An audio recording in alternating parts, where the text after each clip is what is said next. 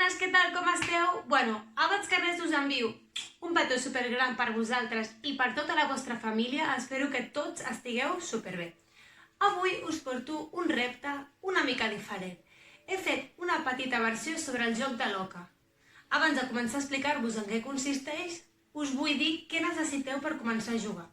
Primer de tot, necessiteu imprimir el taulell o bé el podeu visualitzar a través de l'iPad o de la tablet. Després, necessiteu una fitxa per cadascun dels participants. I per últim, necessiteu un dau. En el cas que no el tingueu, no passa res. El podeu o bé fabricar o si no, cadascú va dient un número de forma aleatòria. I dit això, passem a explicar en què consisteix el joc. Ara passarem a explicar com es juga el joc de l'oca. El primer que haurem de fer serà posar a la casella d'inici la nostra fitxa. Anirem avançant en funció de la numeració obtinguda amb el dau. L'objectiu serà arribar a la casella del final havent superat tots els obstacles.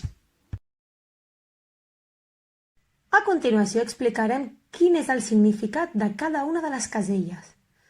Començarem explicant la de les lletres. Com podeu veure, hi ha diferents lletres en tota l'oca. Quan us toqui una d'aquestes, haureu de dir quina lletra és i quin és el seu so. Pels més atrevits, podeu dir una paraula o intentar-la escriure-la. Per suposat que si necessiteu ajuda la podeu demanar. Sabeu què vol dir aquest símbol? Que us toca ballar. Haureu d'escollir una cançó i ballar-la tots junts. Segur que aquesta casella sabeu què vol dir. Sí, és la casella de l'EMAT. Quan us toqui, us tocarà fer uns problemes matemàtics. El trèvol sempre dona sort i si us toca podreu tornar a tirar. Oh, sabeu què vol dir aquesta senyal? Que perdeu un torn. Si us toca, no passa res. Espereu al següent. Més sort correran els qui els hi toqui l'oca, perquè sabeu què diuen? D'oca a oca i tiro perquè em toca. Podreu avançar fins la següent oca i tornar a tirar. Quina sort!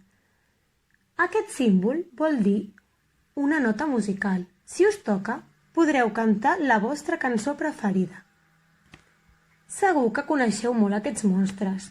Efectivament, són els monstres de colors. Hi ha el monstre que està content, el monstre que està relaxat, el que té una mica de por, el que està una mica trist i el que està molt enfadat. Quan us toqui algun d'aquests, haureu de fer alguna cosa, però ho haureu de descobrir vosaltres. Així que, això és tot el significat de les caselles. Ara us toca jugar. Espero que us hagi agradat molt el repte que us he preparat. En aquesta situació tan complicada i extraordinària que estem vivint, és molt important estar units i passar temps en família. Així que us convido tots a fer-lo, us envio un petó ben gran i ens veiem en el proper vídeo. Adeu!